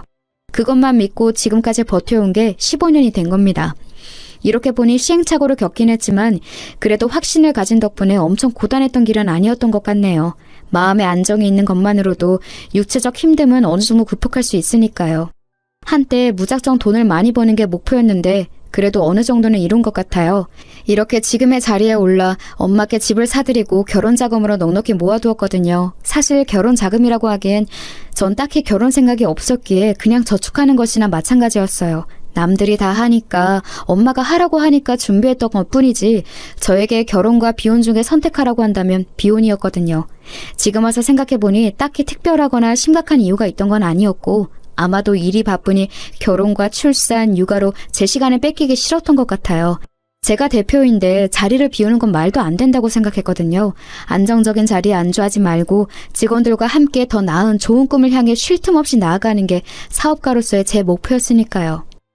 그렇지만 다짐은 다짐일 뿐 친구들에게 나 결혼 안 할 거야 라고 공개 선언한 지 1년 후 30대가 되고서 저는 마치 거짓말처럼 결혼을 하게 됐습니다. 남자친구와 연애한 지 6개월 만에 날짜를 잡고 식을 올리게 됐거든요. 그야말로 속전속결이었어요. 이런 말도 안 되는 일정은 남자친구와 제가 오래된 선후배 사이였기에 가능했던 일이었습니다. 사실 남자친구는 제 고등학교 후배로 같은 동아리 출신이었어요. 그때 당시엔 집도 가깝고 성격도 잘 맞아서 친한 누나 동생으로 가깝게 지내다가 제가 학교를 졸업하면서 한동안 연락이 끊겼는데요. 운명처럼 성인이 돼서 다시 만나게 된 겁니다. 반가움에 자주 만나게 되고 그러다 보니 정이 생기고 감정이 생겨서 연인으로 발전하게 되었죠. 남자친구는 남자답고 듬직한 편이에요. 저보다 1살 어리지만 본받을 점도 많고 어른스러워서 믿음이 갔어요. 그저 그런 사람이 아니라 훌륭한 인품을 가진 사람이란 걸 확신하기 때문에 결혼까지 한 번에 쭉 나아갈 수 있었던 것 같아요. 지금까지도 곁에서 볼 때 당시에 제 확신이 틀리지 않았다고 생각해요. 어찌됐든 남편이 된 그 사람은 제가 속옷 사업을 하는 것만 알고 구체적인 건 모릅니다. 남편한테 일 얘기하는 거 안 좋아하기도 하고 수익 얘기가 나오면 그냥 대충 얼버무리곤 했죠. 결혼할 때도 딱 반씩 준비해서 집과 혼수를 장만하고 생활비는 매달 초 각자 정해진 금액을 공동 통장에 넣어두고서 생활하니 딱히 벌이를 밝힐 필요가 없더라고요. 제가 이런 신념을 가지게 된 게 어릴 때 부모님의 이혼과 언니와의 이별 때문에 그런 것 같다고 남편에게 솔직히 말해주었습니다. 그러자 남편도 이런 저를 이해해 주더라고요. 시댁에도 제 직업만 이야기하고 경제적인 문제는 오픈하지 않겠다고 해줬어요. 그렇게 우리는 서로를 알아가고 이해하고 받아들이면서 부부가 되어갔습니다. 남편의 가족은 시부모님, 남동생 이렇게 4사람이었어요. 처음 만날 당시 남편 동생은 저희보다 먼저 연애를 했고 시댁 행사 때마다 커플끼리 함께 참여해왔다고 하더라고요. 곧 결혼할 계획이라고도 했고요. 그런데 어쩌다 보니 저희가 더 먼저 하게 된 거예요. 원래 먼저 얘기가 나왔는데 남편과 제가 급하게 날짜를 잡고 해버리는 바람에 뒤로 밀려난 것 같더라고요. 상황을 알게 된 후 미안한 마음이 들어서 시부모님께 지금 이렇게 진행해도 괜찮겠냐고 여쭤봤어요. 그러자 시아버님 말씀으로는 그쪽은 결혼 준비가 안 돼 있어서 어차피 미뤄야 했다고 하셨거든요. 그래서 저도 어느 정도 마음 놓고 서방님한테 죄송하다고 우선 말로 사과드렸어요. 서방님은 점잖고 과묵한 양반 같은 타입이라 정중히 괜찮다고 답해주었죠. 그런데 나중에서야 듣게 된 게 결혼이 미뤄진 것에 대해서 그 동생 여자친구분, 그러니까 지금의 동서는 당시 기분이 굉장히 안 좋았다고 하더라고요. 저희 부부 때문에 본인들 결혼이 미뤄졌다고 제 결혼식에 있던 시댁 친척들한테 이야기하고 다녔대요. 꼭 그 해 하고 싶었는데 못해서 김이 샜다는 둥, 제가 가로챘다는 둥, 뭐 그런 식으로 말하고 다녔더라고요. 그렇게 생각했다면 미안하긴 한데요. 서방님네는 어차피 금전적으로도 조금 더 여유가 필요했고 당시 저희가 먼저 하는 것에 대해서도 양해를 충분히 구했다고 생각해서 좀 당황스럽긴 하더라고요. 남편도 왜 그렇게 말하는지 이유를 모르겠다고 했고요. 어머님 말씀처럼 곧바로 할 수 없을 정도의 상황이었던 거죠.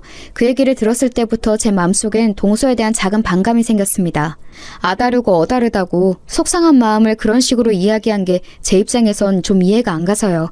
그쪽은 가족 모임 때마다 꼬박꼬박 참석하는 편이니 얼굴 안 볼 사이도 아닌데 말이죠. 그래서 당시 결혼 후에 동서를 다시 만나게 됐을 때 최대한 웃으면서 말을 했어요. 아직 식은 안 올렸지만 동서라고 불러도 되죠? 우리가 먼저 식 올린 것에 대해 많이 속상해하는 것 같아서 저도 마음이 좀 걸리네요. 그런 생각이 있었다면 먼저 우리한테 말해줘도 됐을 텐데 그땐 별말 없이 지나갔는데 이제 와서 자꾸 안 좋은 말이 퍼지니까 그건 또 그거 나름대로 곤란하더라고요. 제 말이 무슨 뜻인지 알죠? 곧 가족이 될 사이인데 괜히 얼굴 붉히를 만들고 싶지 않으니 서로 조심하자는 뜻으로 이렇게 말씀드려봐요. 아, 기분이 안 좋으셨구나. 그건 죄송해요. 그런데 저도 속이 오죽 답답했으면 그랬겠어요? 제가 원래 감정 상하는 걸 못 감추거든요. 이해하세요. 그리고 가족들 사이는 맞는데 아직 가족은 아니니까 최대한 남처럼 불편하게 대해주세요. 벌써부터 친척 간의 위계 질서에 시달리고 싶진 않아서. 저 싸늘한 말을 툭 던지고서 제게 눈길도 안 주고 뒤돌아서 가는데 순간 내가 뭘 잘못했나 싶어서 방금 전엔 대화를 곱씹어 보았어요. 그런데도 왜 그런지 알 수 없었어요. 저렇게 날이 선체로 말하는 이유를. 아니, 애초에 제가 무슨 악감정이 있는 건지는 모르겠더라고요. 당장 쫓아가 방금 무슨 뜻이냐고 묻고 싶었는데 거실에 어른들이 계셔서 묻지 못했어요. 그날 속이 답답해서 잠이 안 오더군요. 남편한테 얘기해볼까 했지만 이건 저랑 동서 문제 같아서 따로 말하진 않았습니다. 6개월 뒤 해가 바뀌고 서방님도 결혼을 하게 됐어요. 결혼하고 싶다고 노래를 부르면서 집도 없고 그쪽도 혼수를 해올 돈이 없다 해서 전부 다 시부모님이 도와주셨죠. 건네들으니 동선의 가족 쪽에선 애초에 무조건 돈 없다고 모든 걸 시댁에서 부담하길 바랐다고 하더라고요.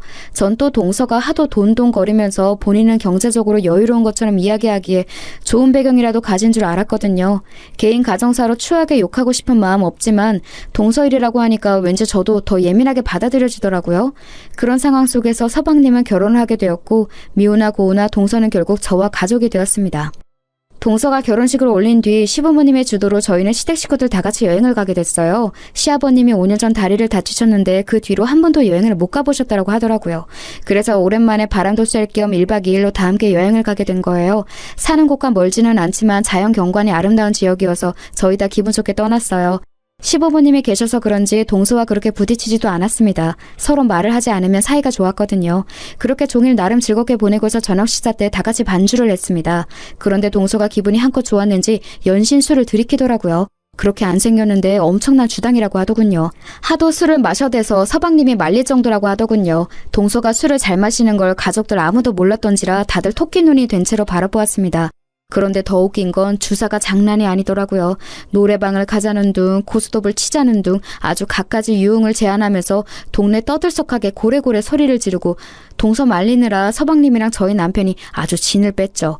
그 모습을 보니까 한심하지만 귀여운 동생 같아서 오히려 마음이 풀리더군요. 자존심 부리고 못난 말을 해도 결국 너도 20대 후반의 철없는 여자이구나 라는 생각이 들어서요. 그렇게 숙소에 들어가고 나서 서방님은 동서 먹일 약을 사러 나가고 남편은 씻으러 욕실로 들어간 때였습니다. 방에 들어와 쉬고 있는데 갑자기 동서가 벌컥 들어오더군요. 놀라서 무슨 일이냐고 취한 것 같으니 얼른 방에 돌아가 침대에 누우라고 했습니다. 그러자 인사불성이 된 건지 뭔지 저에게 사태질을 하면서 말하더군요. 형님, 제가 형님 별로 안 좋아하는 거 알죠? 이유 알고 있어요? 전 그냥 별거 없는 허울뿐인 사람들이 싫어요. 별거 없으면서 무게 잡고 가진 거 없으면서 좋은 차 타고 형님처럼 실수 없이 허울만 그럴싸하게 꾸민 사람들이 싫다고요. 어머님한테 들었는데 형님 속옷 장사한다면서요? 그거로 몇 푼이나 번다고 그렇게 뻗대는 거예요? 형님 일이 시장 나가서 내복 파는 거랑 뭐가 다른데요?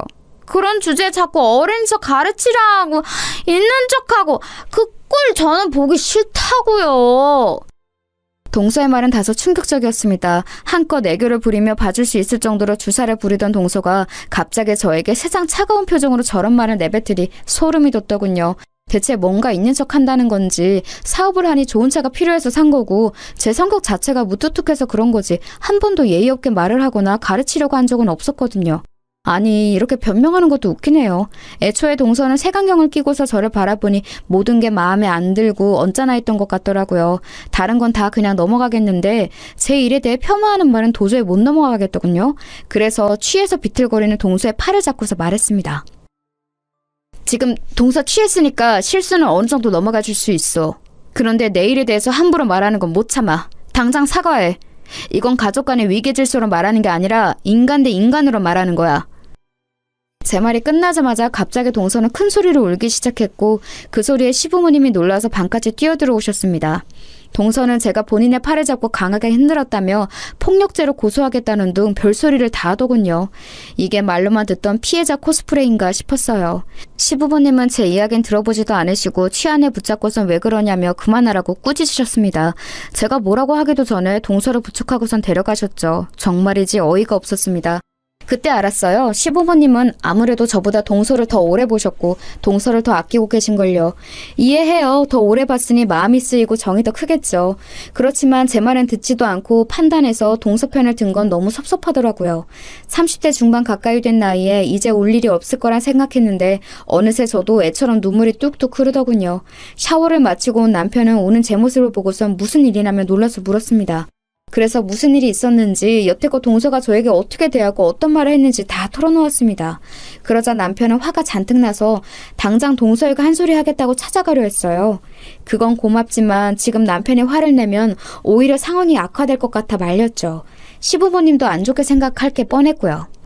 다음 날 아침이 되고 남편은 굳이 한 소리 해야겠다며 저를 이끌고서 동서를 찾아갔습니다. 그리고 어젯밤에 제게 한 이야기 다 들었다면서 사과하라고 말했어요. 그러자 동서는 아무것도 모른다는 눈으로 취해서 기억이 안 난다며 자기가 만약 그랬다면 많이 취해서 그런 거니 용서해달라고 하더군요. 남편도 어이가 없다는 듯 저를 쳐다보며 웃었고 저도 기가 차서 웃음이 절로 나왔습니다. 제게 한 폭언을 사과하는 게 아니라 본인이 취한 것에 대해 사과를 하더라니까요. 그 옆에 있던 서방님도 동서의 말을 거들면서 형이랑 형수가 좀 이해해달라. 이 사람이 원래 주정이 좀 심한 편이다 라고 말했습니다.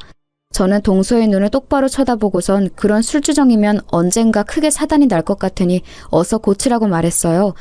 주사라고 모든 게 용서되는 게 아니라고 덧붙이면서요. 애써 안으로 화를 사기는 동서의 표정을 보고선 저도 남편을 이끌고 그 자리를 벗어났죠. 그런데 제겐 차라리 잘된 일이었어요. 저는 그동안 제가 동서한테 잘못한 게 있어서 저를 싫어하나 싶었거든요. 그런데 그게 아니라 단순히 제가 눈꼴 시려서 싫어한 거였으니 오히려 잘됐다 싶었습니다. 제가 신경 쓸 가치가 없는 사람이란 걸 알았으니까요. 그렇게 몇 달이 지나고 친정엄마의 생일을 맞이해서 안마 의자를 선물로 드렸습니다. 요새 가장 좋은 모델로 해드렸더니 엄청 좋아하시더라고요. 그 모습을 보면서 이제 곧 시아버님도 생신이 다가오니 아버님 댁에도 안마 의자를 선물로 드리면 좋겠다는 생각이 들었습니다. 그래서 다음날 저녁 시댁에서 식사할 때 슬쩍 의사를 여쭤보았어요. 저의 친정어머니가 안마 의자를 굉장히 마음에 들어 하시는데 어머님과 아버님은 그런 거 필요 없으시냐고요. 그러자 딱히 필요 없다고 하시더라고요. 생각해보니 서방님이 안마 의자 판매 사업을 했었다는 게 생각나서 서방님 때문에 필요 없으시구나 깜빡했어요 라고 했습니다.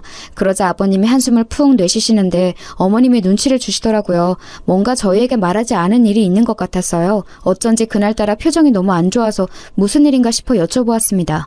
그러자 아버님이 한참을 망설이시다 결국 털어놓으셨죠. 이 나이 되니 바라는 거 없다. 무력도 없고 뭐 갖고 싶은 것도 없어.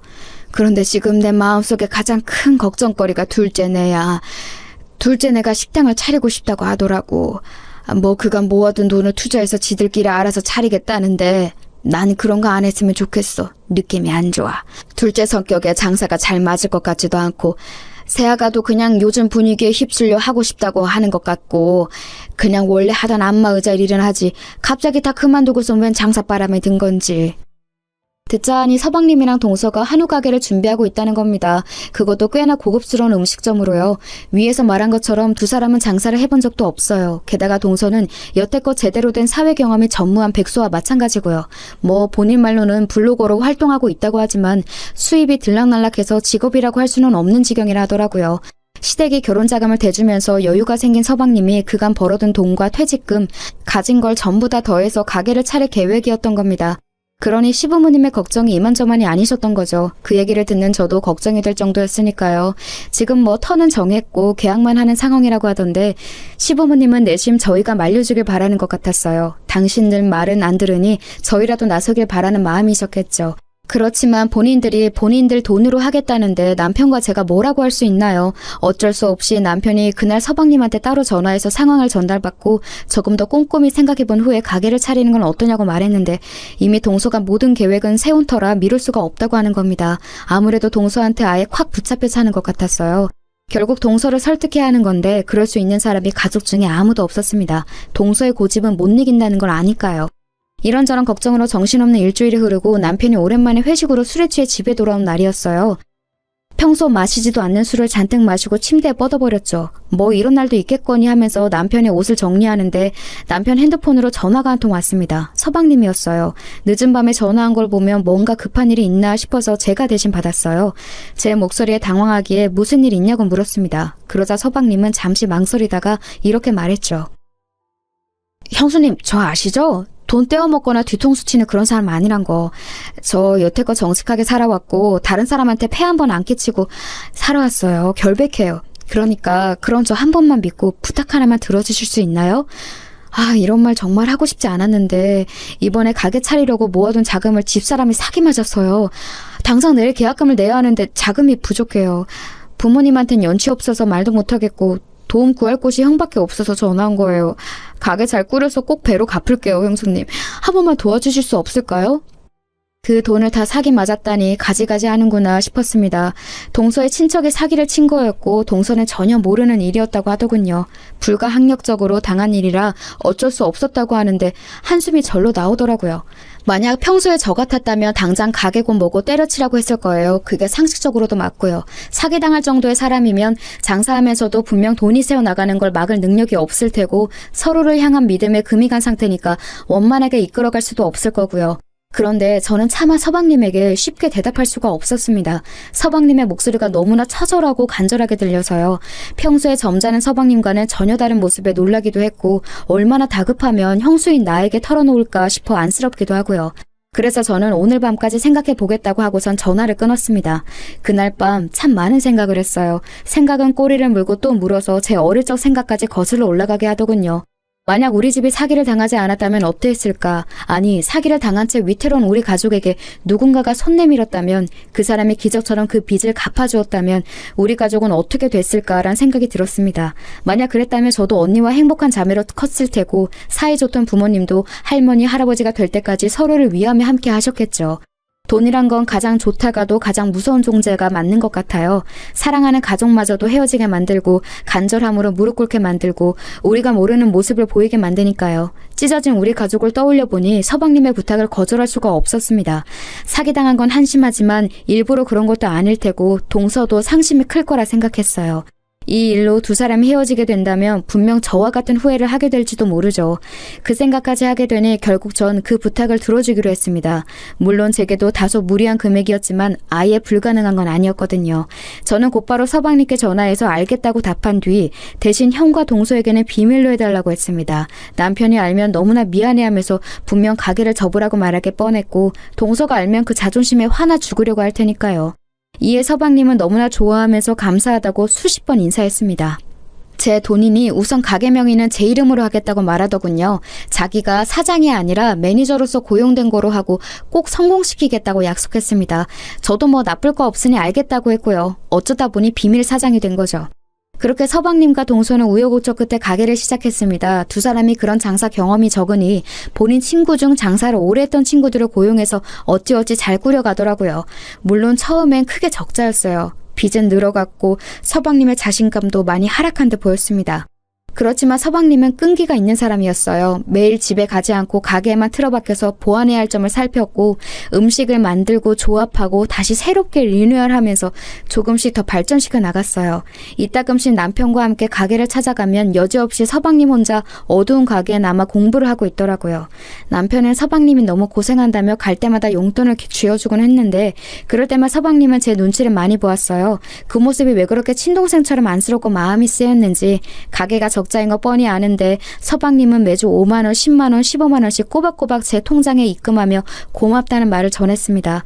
이러지 않아도 된다고 나중에 여유 생기면 달라고도 말했는데 도통 제 말을 듣지 않더라고요. 어차피 이 가게의 실질적 주인은 저고 이 돈도 제 돈이니 이렇게라도 전하는 게 본인 마음이 편하다고 하면서요. 남편에게는 비밀인지라 티는 못 냈지만 그런 서방님이 참 대견했어요. 어떻게든 잘 살아가려고 애쓰는 모습을 보니 언젠간 성공하겠다 싶어서 돈을 빌려준 것에 대해 마음이 조급하지 않더라고요. 시간은 다소 걸리겠지만 나중에라도 다 갚긴 하겠다 싶어서요. 은혜를 잊고 살지만 않으며 그걸로 이자는 충분할 거라 생각했습니다.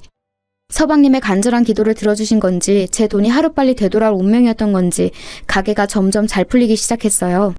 입소문이 났는지 젊은 사람도 많이 찾기 시작했고 단골들이 꽤 생겨서 고정 수입도 생겼다고 하더라고요. 늘 어두컴컴한 낯빛으로 여린 미소만 짓던 서방님의 얼굴에도 점차 생기가 생겼습니다. 그 모습을 보면 남편도 정말 다행이라며 마음 놓여했고요. 그런데 언제나 동서가 말썽이에요. 가게가 잘 안 될 때 동서는 출근도 잘 안 했다고 들었거든요. 그렇다고 별 일이 있는 것도 아니고 그냥 집에서 늘 누워 있었다는데 이해가 되시나요? 본인 말로는 어차피 손님 없어서 할 일도 없고 직원이 손님보다 더 많으면 민망하지 않냐. 인력 낭비해서 뭐하냐. 한 명이라도 쉬는 게 경제적 이익 아니냐고 말했대요. 가게가 텅 비어서 팔이 날리는 꼴을 본인 두 눈으로 직접 보고 있는 것도 너무나 괴롭다면서요. 그 이야기를 들으면서 정말 사람은 변하지 않는구나 싶었습니다.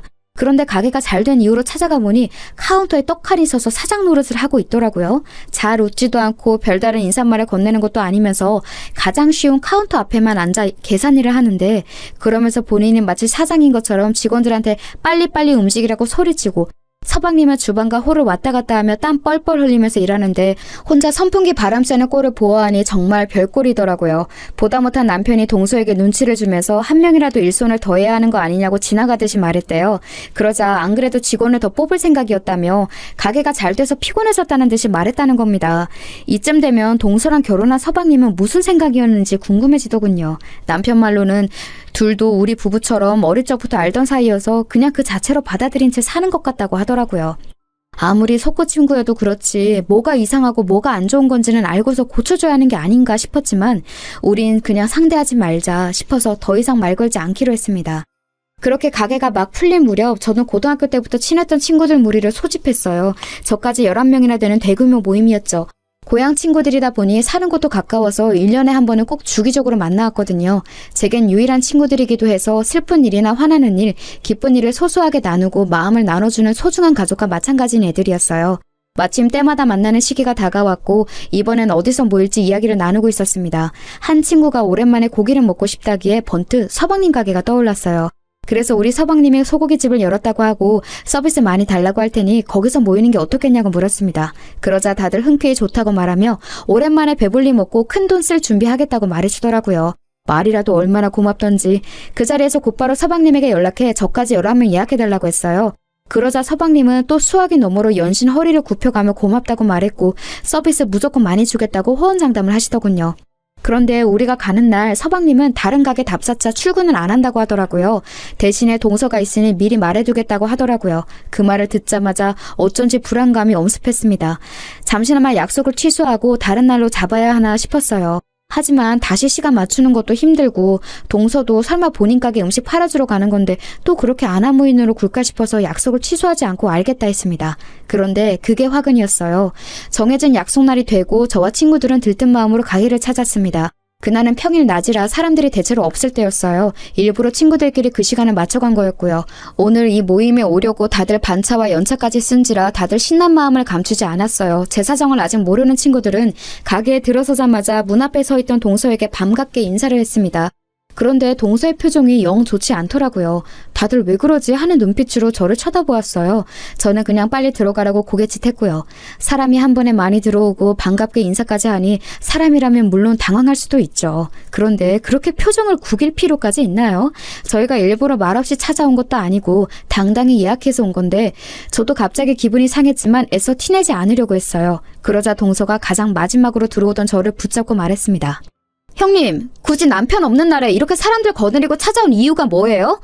남편 없으면 일 빨리 정리할 사람 없는 거 모르세요? 저희 정신없이 일하는 모습을 보고 설마 골탕 먹이는 거라고 생각하는 건 아니죠? 동서, 말을 왜 그렇게 해? 너무 베베꼬여서 뭐라 할 말이 없네. 그런 거 아니니까 쓸데없는 착각하지 말고 기분 좋게 받아들여. 동서는 정말이지 어쩜 저렇게 다르게 생각할까 싶어요. 호의를 호의 그대로 받아들이지 못하는 정말이지 꽈배기 같은 인간이더라고요. 친구들 앞에서 얼굴 붉히기 싫어서 애써 호쾌한 척 넘겨버렸어요. 그때 초장을 잡아놨어야 했는데 말이에요. 저희는 메뉴판을 보면서 뭘 먹을지 이런저런 의견을 나누고 있었습니다. 그런데 사람이 많으니 다소 주문 시간이 길어지게 됐어요. 이 부분은 물론 좀 그럴 수 있긴 해요. 그렇지만 5분을 넘기지는 않았고 옆 테이블에 피해가 가지 않게 저희끼리 조용히 이야기 나눴거든요. 그런데 동서가 저 멀리서 저희를 째려보고 있더라고요. 그마저도 제 친구가 말해줘서 알았어요. 야, 니 동서 지금 우리 노래 보고 있는 거 아니야? 나 지금 지금 얼굴 뚫어지는 줄 알았어. 저 정도면 뭔 악감정이 있는 거 아니야? 너 뭐 잘못했냐? 이젠 친구들도 알 정도니 저도 눈치가 보이더라고요. 대충 메뉴를 통일하고 얼른 주문해야겠다 싶었는데 그 순간 동서가 저에게 다가왔습니다. 그리고 평생 잊을 수 없는 그 말을 제기했죠. 형님, 지금 가게에 전세 낸 건가요? 아까부터 계속 그 테이블만 바라보고 있는 거 뻔히 알면서 이래놓고 주문 안 할 생각은 아니시죠? 아니, 그러고 보니 돈은 있어요? 저희 메뉴 다 값 나가는 건데 이렇게 꼼지락댈 거면 그냥 점심 특선이나 먹고 빨리 가세요. 지금 그 테이블 기다리느라 아무것도 못하고 서 있는 거 솔직히 시간 아깝거든요. 동서의 말에 한순간 가게 안에 찬물을 끼워준 듯 모든 테이블이 조용해졌습니다. 저는 뇌가 멈춰버린 듯 무슨 말을 해야 할지 몰랐어요. 친구들이 놀라서 저를 바라보니 그제야 정신이 들더군요. 지금 이 상황에서 싸우며 가게 소문만 안 좋게 날 것 같고 그렇다고 그냥 넘기는 것도 도저히 못하겠더라고요. 그래서 생각해낸 게 메뉴는 손님이 정해야지 직원 주제에 그렇게 함부로 떠들어도 돼요? 됐고 여기 꽃등심으로 20인분 주세요. 오늘은 내가 살게 얘들아. 오랜만에 골든벨 울리지 뭐.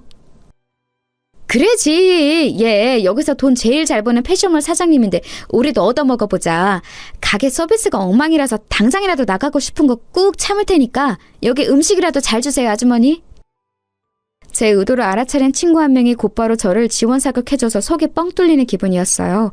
저와 제 친구 말에 동서의 표정은 곧바로 어두워졌고 친구들은 그 자리에서 크게 박장대소했죠. 동서는 또다시 카운터로 돌아갔고 다른 직원들에 의해 아주 거하게 대접받았습니다. 서비스를 많이 주겠다는 서방님의 말은 사실이었는지 뭔 별의별 음식이 줄기차게 나오더군요. 큰돈 써서 속이 좀 쓰리긴 했지만 그보다 더 많은 걸 대접받아서 기분은 좋았습니다. 친구들에게 이렇게 쓴 것도 처음이니 그거대로 유의미하다고 생각했고요. 식사를 다 마친 뒤에 친구들을 가게 밖으로 내보내고 저는 동서에게 카드를 내밀었습니다. 동서는 저를 보고 비웃음조로 이렇게 말하더군요. 저희 가게 생각해서 찾아와 주신 거 감사해요 형님. 덕분에 형님이 크게 쏘신 돈 제 주머니 안으로 잘 들어왔어요. 잘 쓸게요. 다음부터는 굳이 안 찾아와 주셔도 되고요. 네 주머니라고? 뭔가 착각한 거 아니야? 내 주머니겠지. 뭔 소리예요 그게? 동서 사기당해서 가게 자금 다 날렸다며? 그건 메꿔준 게 나야. 네 말처럼 시장에서 내복 판 돈으로 도와준 건데 어때? 그래서 이 가게는 내 명의로 되어 있고 정확히 말하면 내가 사장이고 여기 모든 돈은 내 돈이란 뜻이지. 서방님과 내가 이미 다 정리한 일들이야. 그래서 말인데 내가 사장으로서 하는 가장 첫 번째 일을 지금 해보려고. 너 여기서 해고야. 내 가게에서 나가. 지금 네가 여기서 나가지 않으면 난 당장 내일부터 서방님과 너 여기 모든 직원들 다 해고할 거야. 그래도 못하겠다면 네가 사기당해서 자금 다 날린 거 시부모님한테 말하거나 셋 중에 선택해. 지금 여기서 당장. 죄송해요 형님. 제가 오늘 너무 예민했어요. 요즘 가게 일로 너무 바빠서 좀 무리하게 군 것 같아요. 한 번만 용서해 주시면 안 돼요? 제가 원래 좀 제멋대로인 거 아시잖아요. 사실은 형님 오늘 찾아온 게 저한테 생색 내려고 그러는 것 같아서 좀 기분이 안 좋았거든요. 아니 제가 오해했던 거죠. 그래도 저 가게에서 진짜 열심히 일해왔어요. 남편한테 미안해서라도 그 도박비 다 갚으려고 지금까지. 순간 동서의 입에서 도박빚이라는 말이 나왔어요. 저는 그게 무슨 말인지 곧바로 추궁했습니다. 끝까지 말 안 하려고 하기에 당장 말 안 하면 저번에 사기당한 거 직접 신고해 줄 겸 같이 경찰서로 가자고 했습니다. 그러자 저를 데리고 주방 뒤편으로 데려가더니 그곳에서 무릎을 꿇고 제발 못 들은 거로 해달라고 애원하기 시작했어요. 제가 계속해서 캐묻자 손을 벌벌 떨면서 그 자리에서 이실직고를 하더군요. 알고 보니 동서는 친척에게 사기를 당한 게 아니라 도박에 손을 대 돈을 잃은 거였습니다. 무려 가게 자본 전부를요. 대체 무슨 생각으로 서방님이 평생을 모은 그 돈으로 도박을 한 거냐고 물으니 자기는 잃을 줄 몰랐다고 하대요. 몇 배로 불려오면 장사가 잘 안 돼도 상관없을 테니까 조금이라도 더 여유롭게 하고 싶어서 손을 댄 거래요. 도박에 빠진 다른 친구가 돈을 따는 모습을 보고 별로 어려운 일도 아닌 것 같았다면서요. 그런데 처음에 돈을 잃고 나서 그 돈을 메꾸려고 남의 돈을 일부러 넣었고 그마저도 1차 다시 원상복구하려 돈을 넣고 잃고 다시 넣고 잃고 그 과정을 반복하다가 일주일 만에 억소리 나게 잃은 겁니다. 그래놓고 뻔뻔하게도 친척에게 사기를 당한 거라고 말하더군요.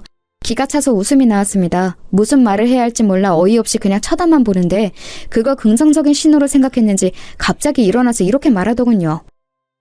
형님, 저 주사 심한 거 아시잖아요. 그날 취한 채로 손대서 그런 거예요. 만약 맨정신이었으면 아마 이런 일 절대 없었을 거라고요.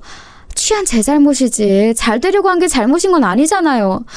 제가 이렇게 솔직히 다 털어놓았으니 한 번만 봐주세요. 우리 부부 도와주신 거 다 잘 되기를 바라고 해준 거잖아요. 이제 와서 형님이 남편한테 사실을 말하면 우리 곧바로 이혼하고 가정 다 무너지는 거예요. 그걸 바라는 건 아니잖아요. 그쵸?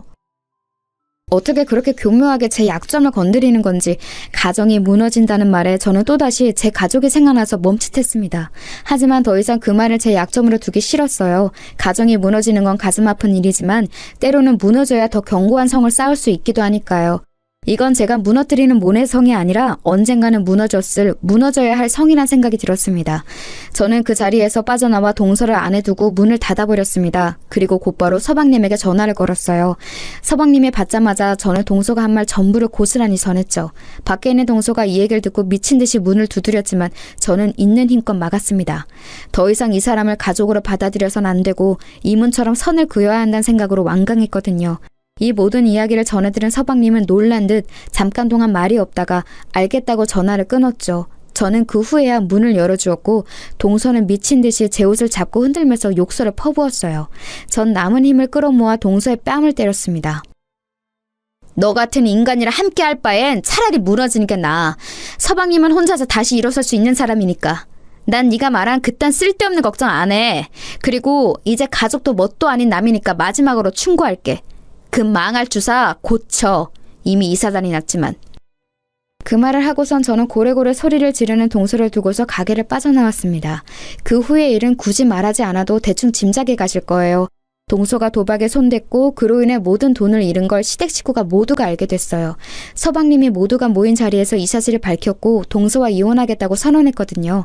잃은 돈을 법적으로 돌려받으라는 시아버님의 말씀에 서방님은 자신이 배우자를 잘못 선택한 죗값이라고 생각하며 살겠다 했습니다. 결국 서방님은 그렇게 이혼을 하게 됐죠. 옛 동서는 끝까지 이혼 못한다고 버텼다는데 동서의 잘못으로 헤어진 거니 버린다고 될 일이 처음부터 아니었죠. 애초에 가져온 게 없으니 한 푼도 못 받고 뭐 하나 건지지도 못하고 몸만 쫓겨났다네요.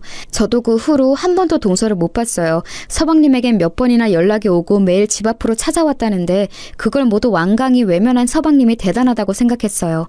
아마 자신을 속인 것과 지금까지 한 행동에 대해서 큰 충격을 받았으니 심적으로 많이 힘들었겠지만 늘 그랬듯 꿋꿋하게 이겨낼 거란 믿어요.